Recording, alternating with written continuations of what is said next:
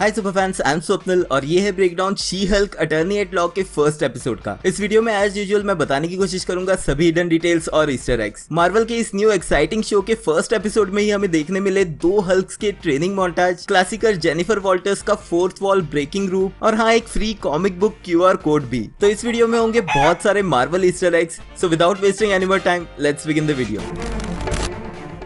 तो first episode का नाम है a normal amount of rage और एज यूजुअल एपिसोड शुरू होने से पहले हमें दिखाई देता है मार्वल स्टूडियोज का लोगो। इस लोगो को अपडेट करके कुछ न्यू कैरेक्टर्स ऐड कर दिए गए। थॉर लव एंड थंडर के टाइम इस लोगो में मून नाइट और मिस मार्वल को ऐड किया गया था और अब जाके इसमें द माइटी थॉर को भी ऐड कर दिया गया है। तो एपिसोड शुरू होता है जेनिफर वॉल्टर्स पे, जो अपने ऑफिस में प्रैक्टिस करती दिखती है अपने बड़े केस के लिए क्लोजिंग आर्ग्यूमेंट। अब आयरॉनिकली वो यहाँ पर बात करती है सुपर पावर्स रखने वाले लोगों की अपनी रिस्पॉन्सिबिलिटीज के बारे में, जो एक तरह से कॉल बैक है with great power comes great responsibilities, जिसे हम पहले भी मार्वल मूवीज में सुन चुके हैं। लेकिन आयरनी यहाँ पर ये है कि जेनिफर खुद एक सुपर पावर्ड हीरो होने के बावजूद सुपर पावर्ड लोगों के अगेंस्ट केस लड़ती है। इसी सीन में हमें उसकी UCLA की लॉ डिग्री और शेल्फ पे रखा UCLA का मग भी दिखता है। UCLA यानी कि university of California Los Angeles की एक रियल वर्ल्ड यूनिवर्सिटी है। इसी ऑफिस में उसके साथ दिखते हैं उसके कलीग्स निक्की और डेनिस। ये दोनों ही शी हल्क कॉमिक्स के पार्ट रहे हैं और कॉमिक्स में तो निक्की रेमोस जेनिफर की बेस्ट फ्रेंड थी और शो में भी कुछ ऐसा ही दिखाया जा रहा है। अब अपने कोर्ट केस के लिए जिस क्लाइंट के अगेंस्ट वो लड़ रही है वो है कंपनी GLK&H। GLK&H वही सेम लॉ फर्म है जिसमें इवेंचुअली कॉमिक्स में भी शी हल्क बाद में काम करने लगती है और इस सीरीज में भी शायद वही होने वाला है। अब ऑफिस से बाहर निकलते वक्त निक्की उससे कहती है कि अगर केस में कुछ गलत होता है तो जेनिफर को हल्क बन जाना चाहिए और फिर जेनिफर फोर्थ वॉल ब्रेक करके ये कहती है It's true. I am a Hulk. और फिर वो फ्लैशबैक के थ्रू हमें पूरी कहानी बताती है कि वो शी हल्क कैसे बनी। अब इससे पहले कि कोई ये कहे कि शी हल्क ने डेडपुल के फोर्थ वॉल ब्रेक करने के स्टाइल को कॉपी किया है, आपको ये पता होना चाहिए कि शी हल्क की कॉमिक्स 1989 में पब्लिश हुई थी, जिसमें पहले ही उसे फोर्थ वॉल ब्रेक करते हुए दिखाया गया है। वहीं पर डेडपुल कैरेक्टर का डेब्यू हुआ था 1991 में। अब इस फ्लैशबैक सीन में हमें दिखता है कुछ महीने पहले का टाइम, जहाँ पर जेनिफर अपने कजन ब्रूस बैनर के साथ कार में ड्राइव करते हुए दिखती है। यहाँ पर हमें ब्रूस बैनर दिखता है एक ह्यूमन फॉर्म में, जिसका रीजन है एक डिवाइस जो उसके हाथ में है। ब्रूस बैनर जेनिफर को अपनी कहानी बताते हुए दिखता है, जहां वो बात करता है अवेंजर्स एंड गेम की उस इवेंट का जहां इन्फिनिटी गॉन्टलेट के स्नैप की वजह से उसका हाथ डैमेज हो गया था। और उसके बाद फिर ब्रूस बैनर को हमने सीधे देखा था शैंग-ची and the legend of 10 rings के एंड क्रेडिट में, जहां वो ह्यूमन फॉर्म में स्लिंग पहने हुए था। इसी सीन में एक छोटे से ड्यूरेशन के लिए ये डिवाइस भी दिखा था और अब हमें क्लियर है कि इस डिवाइस की वजह से ही हल्क ब्रूस में चेंज हो पाया। अब ब्रूस की बात खत्म होते ही जेनिफर डिस्कशन शुरू करती है स्टीव रॉजर्स की लव लाइफ के बारे में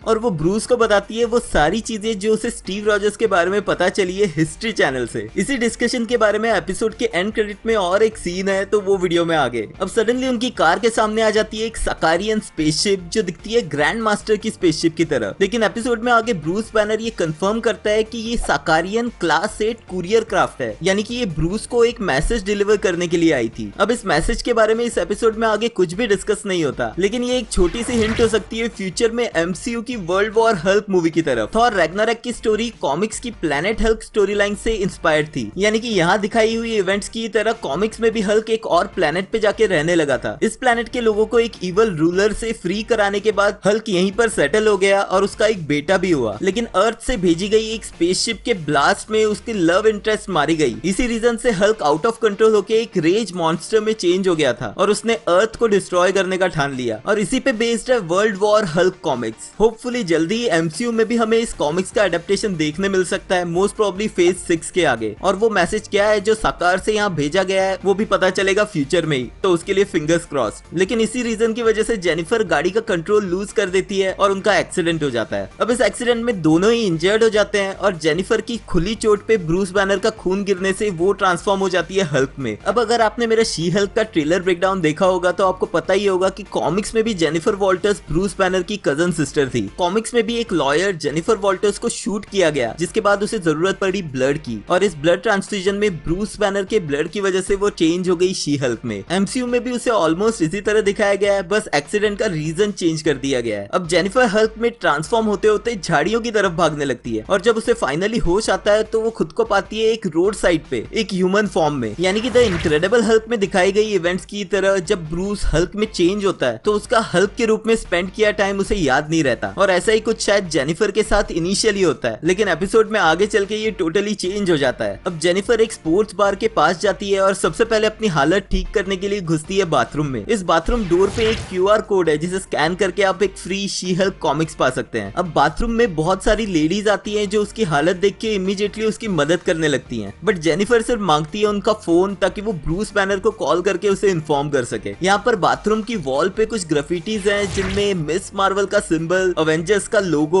और एक स्पाइडर साइन जो शायद रिप्रेजेंट करता है स्पाइडरमैन को, वो भी बना है। अब बार के बाहर खड़ी रह के जब वो ब्रूस का वेट कर रही होती है तो कुछ ड्रंकर्स उसे हैरेस करने लगते हैं और जब गुस्से में आकर वो शी हल्क में टर्न होके उन्हें मारने ही वाली होती है तभी ब्रूस बैनर वहां पहुंच जाता है स्मार्ट हल्क के रूप में और उसे रोक देता है। अब जेनिफर उठती है मैक्सिको में ब्रूस बैनर के घर पे और यहाँ वो चेंज करती है एक टी-शर्ट में जिसके ऊपर लिखा हुआ है लेड ज़ेपेलिन। लेड ज़ेपेलिन का ही song the immigrant song featured था थॉर रैग्नारॉक में। ब्रूस के इसी सीक्रेट हाइड आउट में घूमते वक्त वो नोटिस करती है टोनी स्टार्क का एक ब्रोकन हेलमेट जो मोस्ट प्रॉब्ली है 2019 की अवेंजर्स एंड गेम से। जब इस हेलमेट को दिखाया जाता है तो बैकग्राउंड में प्ले होता है अवेंजर्स का थीम म्यूजिक और मोस्ट प्रॉब्ली ब्रूस बैनर ने इस हेलमेट को रखा है अपने फ्रेंड टोनी स्टार्क की याद में। अब इसी बीच साइड हाइड आउट के बेसमेंट में वो मिलती है ब्रूस बैनर से जो ऑलरेडी ट्रांसफॉर्म हो चुका होता है हल्क में और वो यहाँ पर खुद को प्रोफेसर हल्क नहीं बल्कि स्मार्ट हल्क बुलाता है और शायद MCU में उसे आगे इसी नाम से बुलाया जाने वाला है। यही वो लोकेशन है जहाँ अवेंजर्स इन्फिनिटी वॉर में थैनोस के स्नैप के बाद ब्रूस बैनर ने 5 साल का टाइम स्पेंड किया था जहाँ वो क्रिएट कर पाया इस बैनर हल्क के कॉम्बिनेशन को। ब्रूस बताता है कि टोनी स्टार्क ने ये लैब उसके लिए स्पेशली क्रिएट की थी। अब यहीं पर जेनिफर को उसकी कंडीशन समझाते हुए ब्रूस बताता है कि कैसे गामा रेडिएशंस का ये लीथल डोज ब्रूस और जेनिफर के जेनेटिक फैक्टर्स की वजह से उन्हें चेंज कर देता है समथिंग एल्स में, यानी कि हल्क में। मतलब कि अगर ये सेम चीज किसी और ह्यूमन के साथ होगी तो वो गामा रेडिएशन से इंस्टेंटली मर जाएगा या फिर किसी और ही भद्दी सी दिखने वाली चीज में चेंज हो जाएगा। लेकिन इसके अलावा भी जेनिफर की बॉडी गामा रेडिएशन को बहुत ही अलग ढंग से सिंथेसाइज कर रही है, यानी कि उसके ब्लड के सैंपल से ब्रूस ने अपने हाथ को हील कर लिया। अब ये चीज हमें पहले ही हिंट दे देती है कि जेनिफर वॉल्टर्स ब्रूस बैनर से काफी अलग तरह की हल्क होने वाली है। इसके इमीडिएट बाद ब्रूस बैनर जेनिफर के ब्लड सैंपल्स को डिस्ट्रॉय कर देता है ताकि कोई और उन्हें यूज ना कर सके। इस मोमेंट में बैकग्राउंड म्यूजिक चेंज हो जाता है अगेन अवेंजर्स एंड गेम के म्यूजिक में। अब ब्रूस बैनर जेनिफर की मदद करना चाहता है उसे ये सिखाने में कि हल्क को कंट्रोल कैसे किया जाएगा, जिसके लिए वो ओपन करता है एक बहुत ही बड़ा बाइंडर। इस बाइंडर में ब्रूस बैनर और हल्क की 15 साल की जर्नी की डिटेल्स हैं और वो जेन से कहता है कि उसे सबसे पहले फाइंड आउट करने की जरूरत है उसके ट्रिगर्स, जिसपे मजाक में जेनिफर कहती है कि उसे कोई पिक्सर मूवी लगानी चाहिए जिसमें बिंग बॉन्ग वैगन से जंप करेगा, जिस मोमेंट को देख के स्पेशली वो डिस्ट्रेस हो जाएगी। यहाँ जेनिफर बात कर रही है डिज्नी की मूवी इनसाइड आउट की, जहाँ पे एक पर्टिकुलर इंटरेस्टिंग सीन में जॉय को बचाने के लिए बिंग बॉन्ग वैगन से जंप कर देता है और अगर आपने ये मूवी देखी है तो एनिमेटेड मूवी होने के बावजूद ये सीन काफी इमोशनल था। अब जेनिफर को अपने हल्क पावर्स पे कंट्रोल सिखाने के लिए ब्रूस उसे ह्यूमन फॉर्म में भेजता है टोनी स्टार्क के क्रिएटेड एक चेंबर में, जहाँ कुछ ब्लेड्स के थ्रू फियर इमोशन ट्रिगर करके वो उसे शी हल्क में ट्रांसफॉर्म करवाता है। यहाँ इस मशीन के रोटेटिंग ब्लेड्स के ऊपर स्टार्क इंडस्ट्रीज का लोगो भी दिखता है। अब ब्रूस बैनर ये देख के सरप्राइज हो जाता है कि हल्क बनने के बावजूद भी जेनिफर ही है, यानी कि उसके हल्क की कोई दूसरी पर्सनैलिटी नहीं है। अब ऑफ कोर्स ये मैच करता है मार्वल कॉमिक्स से ही, जहाँ पर जेनिफर वॉल्टर्स हमेशा उसके कजन ब्रूस बैनर से अलग रही थी और वो हल्क को प्रॉपरली कंट्रोल कर पाई। इवन वो शी हल्क से अपने ह्यूमन फॉर्म में अपनी विल पे चेंज हो सकती थी, जो चीज हमें इस एपिसोड में आगे देखने भी मिलती है। अब जब जेनिफर ब्रूस से पूछती है कि वो ह्यूमन फॉर्म से हल्क में कैसे ट्रांसफॉर्म होता था, तो ब्रूस बैनर उसे कुछ एग्जांपल्स बताता है, जिसमें fall out of a jet जो थॉर रैग्नारॉक में हुआ था और नॉक्ड आउट बाय रोबोट जो शायद अवेंजर्स एज ऑफ अल्ट्रॉन में हुआ था। यहीं पर ब्रूस बताता है कि उसे शांत करने के लिए नताशा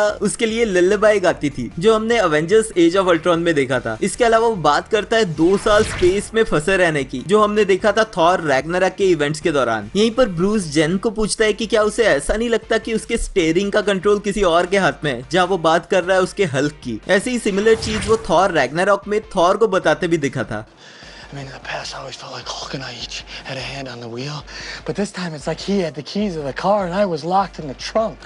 अब अपने स्मार्ट हल्क के फॉर्म को मेंटेन रखने के लिए ब्रूस यूज करता है डायलेक्टिकल बिहेवियर थेरेपी। ये एक एक्चुअल साइकोथेरेपी का फॉर्म है जो यूज होता है पर्सनैलिटी डिसऑर्डर्स को ट्रीट करने के लिए। तो मे बी शायद किसी और सुपर हीरो को इस टेक्निक को यूज करने की जरूरत है। यहीं पर पीछे हमें मार्वल की कॉन्टेस्ट ऑफ चैंपियंस गेम का हल्क हेलमेट भी दिखता है। अब नेक्स्ट मॉर्निंग जेनिफर को उठाने के लिए हल्क यूज करता है एयर हॉर्न, जिससे जेनिफर इंस्टेंटली टर्न हो जाती है शी हल्क में। इसी वजह से उसका बेड टूट जाता है और इसी रीजन से ब्रूस उसके लिए मेटल का बेड बनाता है। अब हमें देखने मिलता है हल्क और शी हल्क का ट्रेनिंग मोन्टाज, जिसमें ब्रूस जेनिफर को जो भी चीज में ट्रेन करने की कोशिश करता है वो उसे उससे बेटर करके दिखाती है, और इस चीज से ब्रूस बैनर कई पॉइंट पे जेलस भी दिखता है। फाइनली ब्रूस उसे लेके जाता है अपने बार पे और उसे रिवील करता है कि हल्क होने का सबसे बड़ा फायदा ये है कि अल्कोहल का उनपे कुछ इफेक्ट नहीं होता, यानी कि वो जितना मर्जी पी सकते हैं। इसी बार में पीछे हैंक दिखता है हल्क का ग्रीन कलर वाला मास्क, जिसे हमने साकार प्लेनेट पे तब लोगों के बीच देखा था जब थॉर और ब्रूस साकार से भागने की कोशिश कर रहे थे। ब्रूस बताता है कि ये बार उसने टोनी स्टार्क की मदद से बनाया है, और ब्लिप की ड्यूरेशन में टोनी स्टार्क उसके साथ बैठ के यहाँ पर मोस्टली ड्रिंक्स करने के अलावा स्टीव रॉजर्स के बारे में कंप्लेंट करता रहता था। इसी बार के टेबल पे हमें इनिशियल्स BB यानी कि ब्रूस बैनर और TS यानी कि टोनी स्टार्क कार्व दिखते हैं। अब नेक्स्ट डे जब अगेन ब्रूस बैनर मेडिटेशन के थ्रू जेनिफर को अपनी पावर्स पे कंट्रोल करना सिखाने की कोशिश करता है, तो जेनिफर उसे इस चीज के लिए मना कर देती है और कहती है कि वो इस तरह की सुपर हीरो लाइफ नहीं जीना चाहती। वो एक लॉयर है और आगे की लाइफ में भी वही करना चाहेगी। जब वो यहाँ से जाने लगती है तो ब्रूस उसे रोकने की कोशिश करता है, और इसी रीजन से उनके बीच में फाइट होती है, जहाँ दोनों ही एक दूसरे को ओवरपावर करने की कोशिश करते हैं। अब हल्क यहाँ पे यूज करता है थंडर क्लैप, जिसे हमने 2008 की द इनक्रेडिबल हल्क मूवी के बाद अब देखा है। इसी चीज को शी हल्क भी ट्राई करती है और वो अपनी क्लैप से क्रिएट कर पाती है सोनिक बूम। ऐसा ही कुछ द इनक्रेडिबल हल्क में आर्मर्ड व्हीकल्स के थ्रू हल्क को स्टॉप करने के लिए किया गया था। इसी फाइट के बीच जेनिफर ब्रूस बैनर के ग्लासेस तोड़ देती है, जो ऑब्वियसली फेक है, और उन्हें स्मार्ट हल्क पहनता है सिर्फ स्मार्ट दिखने के लिए। अब इनकी फाइट के बीच जब हल्क का बार टूट जाता है तो जेनिफर फिर उसे मदद करती है उसे रिपेयर करने में। इसी सीन में वो फिर से फोर्थ वॉल ब्रेक करती है, जिस चीज को देख के हल्क काफी कंफ्यूज दिखता है। अब जाने से पहले जेनिफर हल्क के बार टेबल पे अपने इनिशियल्स भी कार्व कर देती है, और न चाहते हुए भी बैनर उसे उसकी नॉर्मल लाइफ में वापस जाने देता है। अब हम वापस आ जाते हैं प्रेजेंट डे पे, जहाँ पर जेनिफर अपना केस लड़ने के लिए कोर्ट में है। ब्रूस बैनर, उसकी फैमिली और उसकी फ्रेंड निक्की के अलावा और किसी को नहीं पता कि वो शी हल्क है। लेकिन ये चीज थोड़ी देर में चेंज हो जाती है, क्योंकि जब जेनिफर अपने केस की क्लोजिंग आर्ग्यूमेंट के लिए आगे बढ़ती है तो सडनली वहाँ पर अटैक करती है टाइटेनिया। मार्वल कॉमिक्स में मैरी मैकफेरन एके टाइटेनिया नाम से famous Marvel super villain, long time rival रही है शी हल्क की। बेसिकली वो सुपर स्ट्रॉन्ग है, लेकिन सबसे इंटरेस्टिंग बात है कि कॉमिक्स में उसे उसकी पावर्स मिली थी डॉक्टर डूम से, और वो मार्वल कॉमिक्स की एक और सीरीज मास्टर्स ऑफ इवल में एक मेंबर भी रह चुकी है बैरन जीमो की टीम की। लेकिन फिर रिसेंट की कॉमिक्स में उसके कैरेक्टर को एक विलन से चेंज कर दिया गया है एक एंटी हीरो के रूप में। अब MCU टाइटेनिया के ओरिजिन को इसी तरह से दिखाता है, और क्या डॉक्टर डूम जल्दी ही अपना अपीयरेंस करने वाला है MCU में, वो देखना काफी इंटरेस्टिंग होगा। अब ना चाहते हुए भी जेनिफर शी हल्क में ट्रांसफॉर्म होती है ताकि वो टाइटेनिया को रोक सके ज्यूरी को हर्ट करने से। जब टाइटेनिया उससे पूछती है कि वो कौन है, तो वो उसे अपने ही अंदाज में जवाब देती है, Jennifer Walters,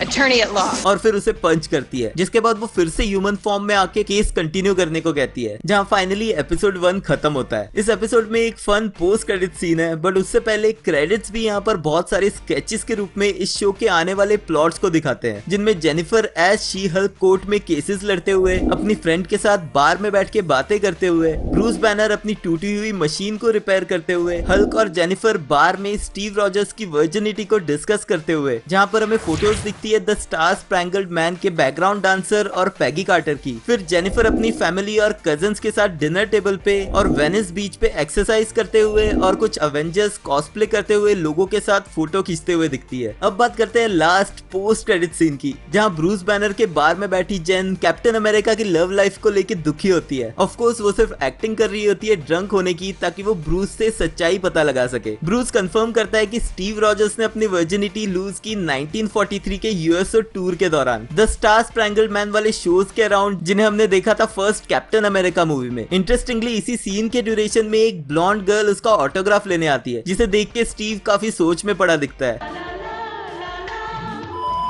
तो हो सकता है कि यही वो लकी लेडी है। ऑफ कोर्स शी हल्क में इस तरह की कॉमेडी दिखाना काफी नॉर्मल होना चाहिए, बिकॉज ये शो है ही legal comedy, and with time MCU की ऑडियंस भी ग्रो होती जा रही है, क्वांटिटी में भी और एज में भी। और टीनेजर्स अगर वर्जन और सेक्स का मतलब ऐसे शो से ही समझ ले तो काफी बेटर होगा, रेदर देन अपने फ्रेंड्स से समझने के।